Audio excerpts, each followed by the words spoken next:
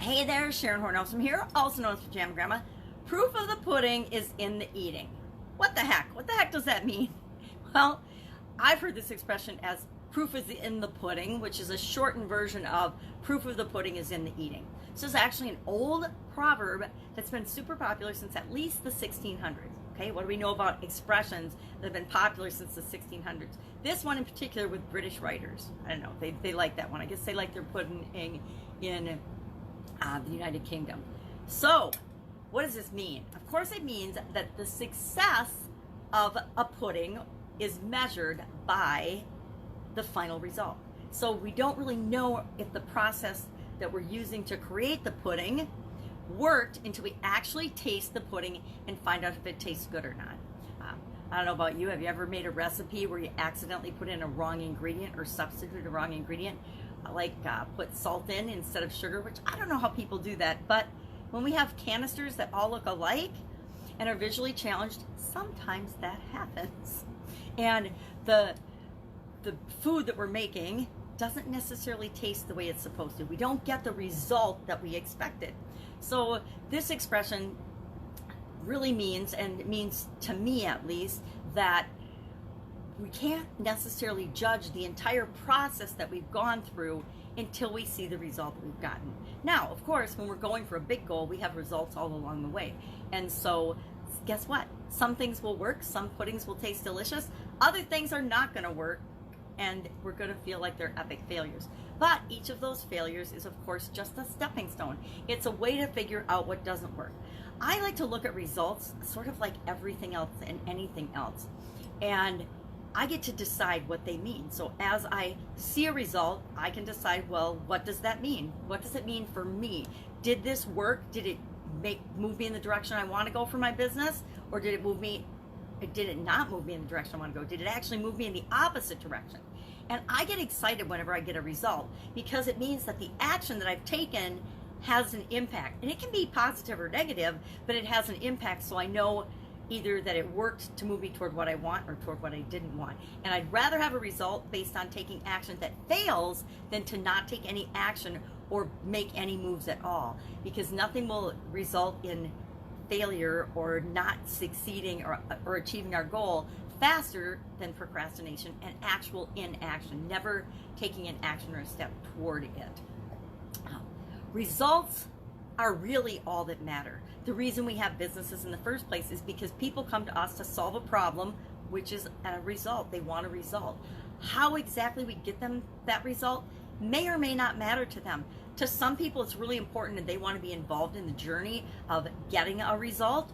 For other people, they just want the result. They want to come to you or your business or me or my business and say, hey, I want you to do this for me. I want you to solve this problem.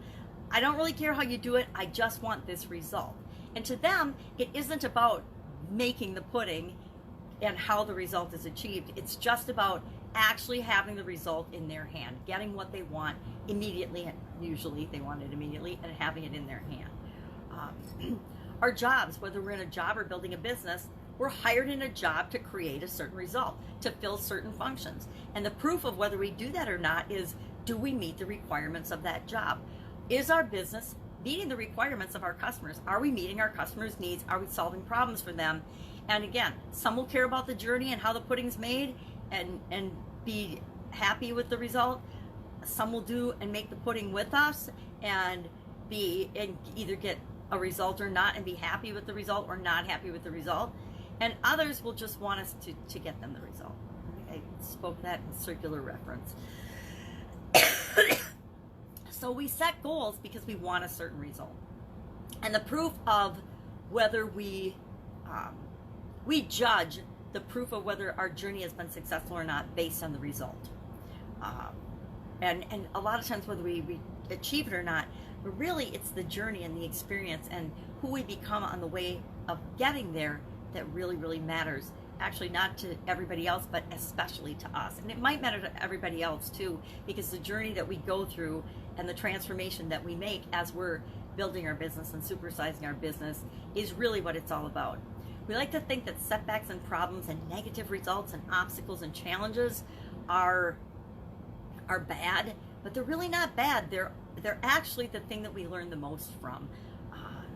if you look back on your life, I was just talking in an interview yesterday about this. If you look back on your life at the things that you've done, the things that you've achieved, we look at our successes, and I don't know about you, but when I achieve a goal, I'm happy for like 5 minutes, right? But I'm already on to the next thing because it's so fleeting.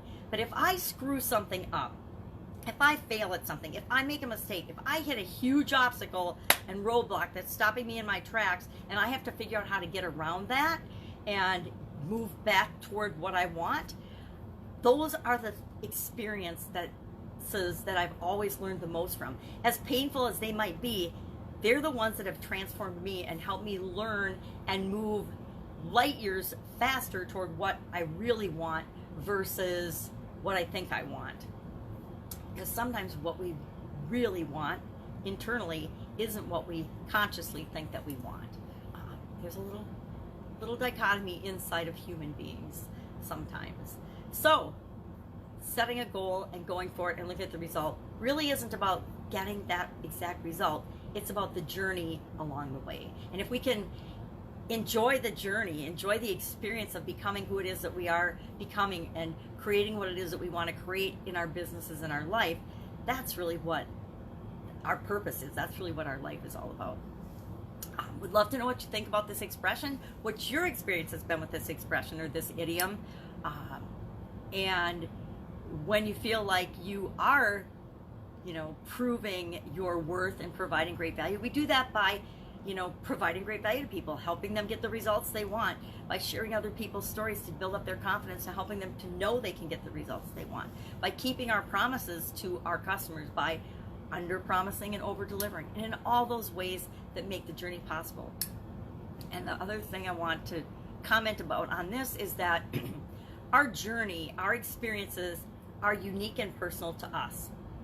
We can teach other people how to do things and systems and processes and procedures and things, but every individual has to go through their own unique, customized journey to the results that they want, to create the business that they want. That's it. Have an absolutely amazing day, and I will, of course, be with you tomorrow.